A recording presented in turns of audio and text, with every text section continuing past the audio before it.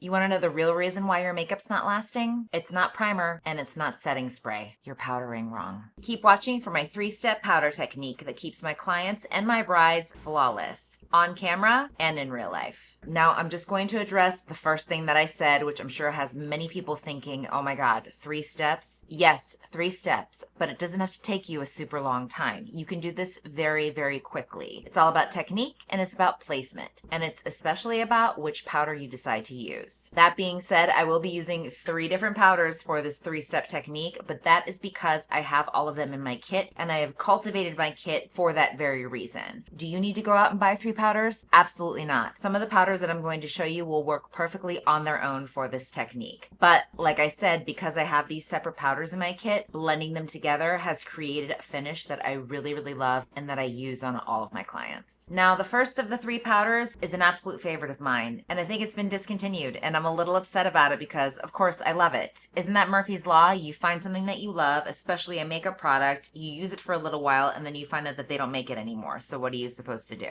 If anyone has any suggestions for a dupe for this powder, I am all ears. Please let me know in the comments below. I should just show you what I'm talking about. It's the Pat McGrath Labs Skin Fetish Sublime Setting Powder. I can't find this anywhere. It's not on Sephora. It's not online. I think I feel the same way about this powder that many people feel about the Givenchy Prism Powder. Now that it's talc free, it's just not the same, and it used to be so many people's like ride or die powder. And the way I've done my makeup in a really similar way that I do on a lot of my clients. So I have a medium to full coverage foundation on. I've already concealed. I have bronzer. I have a little bit of eye makeup on, some mascara. It's mostly a full face. I have not powdered anything yet. So I just wanted you to see what my under eyes look like before I do this technique. Now, the first step of my powdering technique is taking the Pat McGrath Labs powder and a fluffy brush. As far as the type of brush that you want to use, I like to make sure that it's some kind of fluffy domed brush. You can use any fluffy brush that will give you an even distribution of powder but won't pack anything on. What that is going to do is create that first layer that will help our second layer adhere. I wouldn't use anything too big because you want to really get underneath the eye, which is why I love this Thrive Cosmetics one, because it's a little bit skinnier and I can really kind of maneuver it under the eye. Now, before we do that, I'm just going to take my concealer brush that I used and make sure that the under eye is nice and smooth. It'll deposit whatever is on the brush onto the skin, and this is helpful if you see any areas that might need a little extra coverage. So we're ready for powder. I have a little of the Pat McGrath Labs in the lid of the container, and I have my brush. Just going to take it, swirl it in, and then tap it off,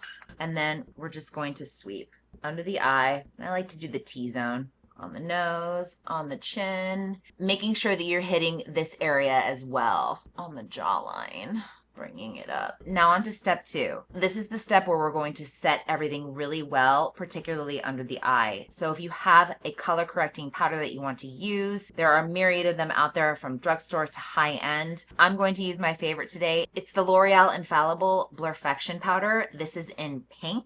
This is the lightest pink. They have a darker pink as well. I haven't used that one yet, but this one on light to medium skin is absolute perfection. It's also so finely milled. Just gonna tap some of it into the lid. This is my personal one. So I have some here. Probably a little bit too much, to be honest, but just want to make sure I have enough. And like I said, can you use one powder for this entire technique? You absolutely can. As you can see, this is a pink powder, which means it's color correcting. And because we've already set the under eye, we have a little bit of an insurance policy so we can kind of pack on a little bit more product and not have to worry about it sticking to the skin. I'm going to take my tried and true powder puff into the Infallible powder. I'm going to load it up like this. Done this before a million times on this channel, and then I'm going to tap it off on my hand, and then we're just going to lightly tap. And I do this on a variety of ages. I've done this on women who are in their 40s and their 50s, and it still works. It's all about technique, all about how much product you put down, and it's also all about how long you let it stay there. So we have a tiny bake right there, a little baby bake,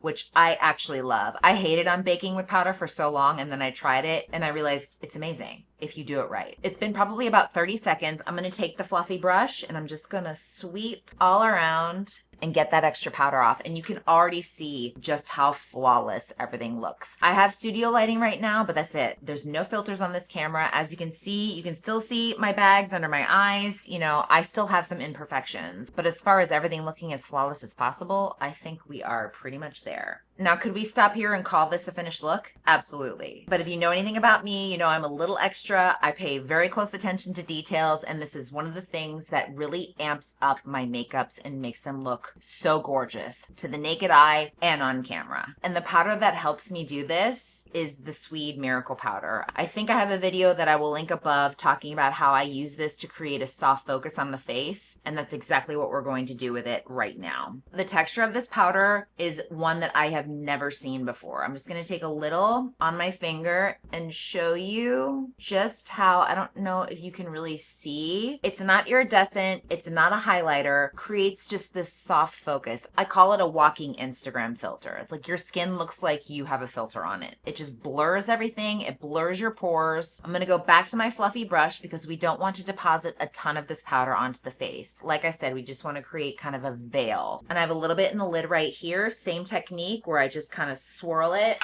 tap it, and I'm going to go all around and just sort of buff all around. I'm going to step outside and show you what it looks like in bright indirect light. So this is me in the bright indirect light outside, no filter. Look at how flawless my skin looks. It's ridiculous. This powder technique is chef's kiss.